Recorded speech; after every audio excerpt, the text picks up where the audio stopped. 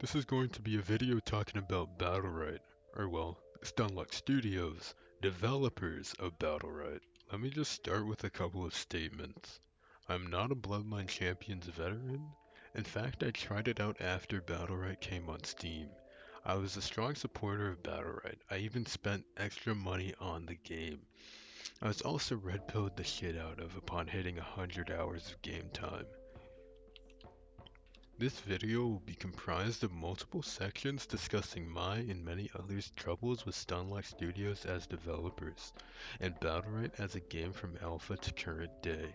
I'll begin by discussing one of the most important parts, the Council. The Council was a handpicked group of individuals ranging from friends and influencers to Bloodline Champions, which will now be known as BLC, veterans, who generally had consistent access to the Battlerite servers since Alpha. Basically, they were a PTG, a private test group. It was completely fine at first with SLS immediately fixing common bugs and typos, etc. But it got worse. Now, a developer is not required to take feedback from their supporters or groups, and Stunlock Studios SLS did not specifically state that this would be the case. However, when you have users doing stress tests for you, finding typos, testing ability interactions, and creating massive documents with details on the game's UI, gameplay, skill design, mechanics design, and even full tabs on individual champions, deciding to kick these people and make a new group not containing them due to them not being the yes men you hope for, it's ridiculous. Yes, SLS kicked those who pointed out flaws, those who cared enough about the game to stress test and create documents like the one shown currently. Stunlock Studios did not engage in discussion. Stunlock Studios cannot take any form of criticism. Stunlock Studios cannot handle true care, and so they kicked them. The council went from 80 individuals to a new test group of around 25 containing mainly close friends of the development team, as well as live streamers, people who were quiet in the original council, and people who don't even really play the game. People who couldn't hold any form of debate about the game's design due to not having the experience nor time. People who generally didn't care. Issues you see now were made apparently clear during these times, and SLS continuously chose to ignore that. They continuously chose to ignore their supporters, the people who stuck with them from the rise and fall of BLC to the early access of Battlerite. Many gave their support believing the failures of BLC were solely due to Funcom, and Dead Island Epidemic, SLS's other game, being a failure due to Deep Silver. But with the same issues occurring now that SLS is generally on their own except with Coffee Stain Studios, developers of Goat Simulator, as their investors, many are starting to claim that supporting SLS has in fact been a years-long mistake. SLS refuses to listen to veterans who have put hundreds of hours into the game when it comes to balance changes. While listening to newer players about design and clarity and additional features is a great thing, paying more attention to those users when wanting buffs or nerfs is a large mistake. Take Bastion in Overwatch for instance. He's receiving a buff even though new players claim he is overpowered. If you need an example for Battlerite, Jumong. The common complaint was that his M1s were extremely effective, and coupled with his invincibility frames and general kit, was seen as a monster in competitive play. You never didn't see a Jumong in competitive play, yet due to many new players having trouble playing him, his overall win to loss ratio was about the same, and so Jumong received a buff. If he was around a 50% win rate, or why even buff at all? He clearly has an actually high win rate and higher skilled play due to many things new players would not even notice. So why a buff? And this is my favorite thing to talk about, which is the free-to-play weekend. Battlerite was setting up to enter its polish stages with a hopeful release in Q1 of 2017, so they hosted a free-to-play weekend to boost sales and get even more people playing, and it was a success. Yet once everyone had bought the game and the weekend had ended, an announcement was made. The announcement was that SLS had received so much funding, they'd be pushing the date back. And since this announcement, what have we gotten? This announcement was made in mid-December, by the way. We have not gotten a single update for over a month. Well, until recently, but that update was just a couple more number changes, like usual. Battlerite's mass amount of updates? Nah, they're basically bi-monthly number changes. Never any reworks or systems implemented that have been begged for since before early access. Nope, just number changes, and bad ones at that.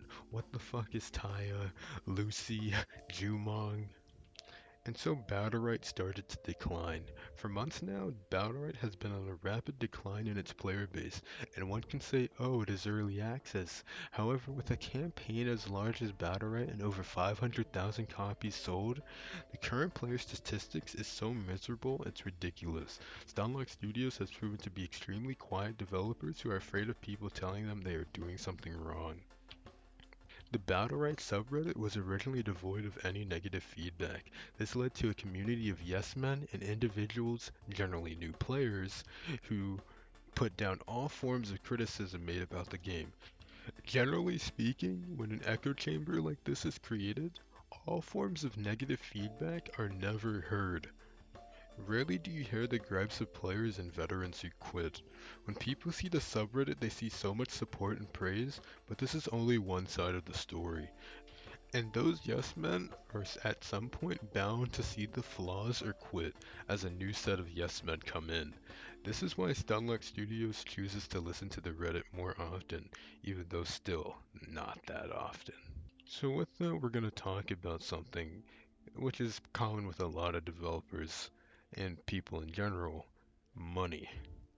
Battlerite sold over 500,000 copies, and understanding that Steam developers have claimed that 40% of revenue is taken, we can say that this small indie team has received over $6 million in profit, and that is not including the estimated $180,000 plus received from the Ultimate Fan Pack, because that costs $30 and Battlerite costs $20.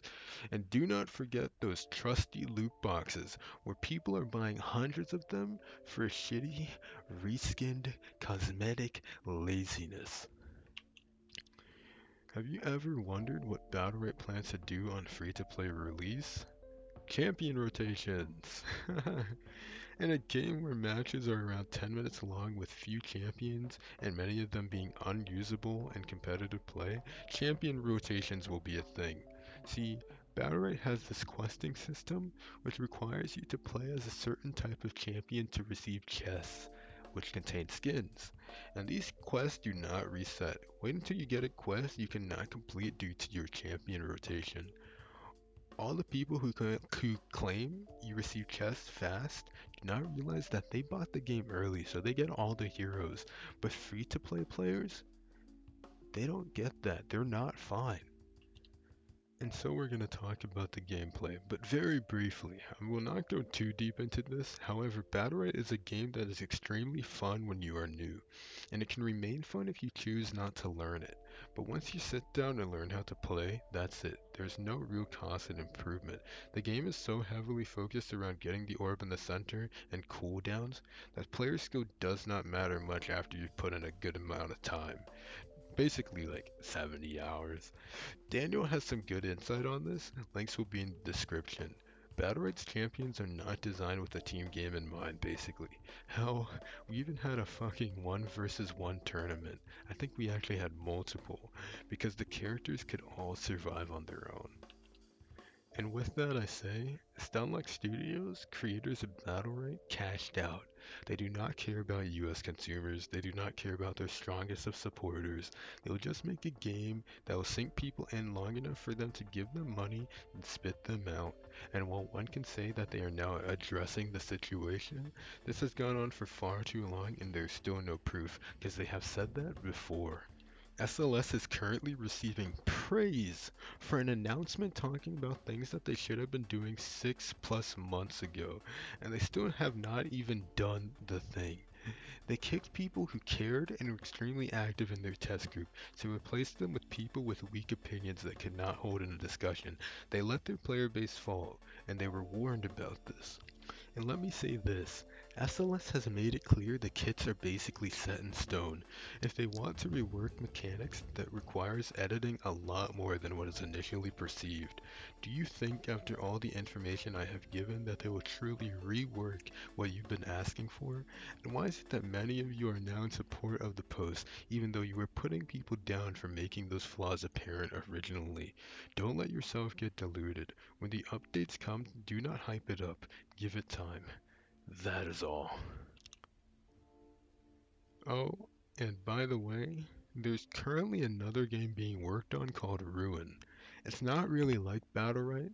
In fact, it's more akin to the Warcraft 3 mod Warlocks, but it contains the stuff that made Bright appealing at first. Everything being skill shots, WASD movement, claims of skillful gameplay with a hold on the casual and competitive market.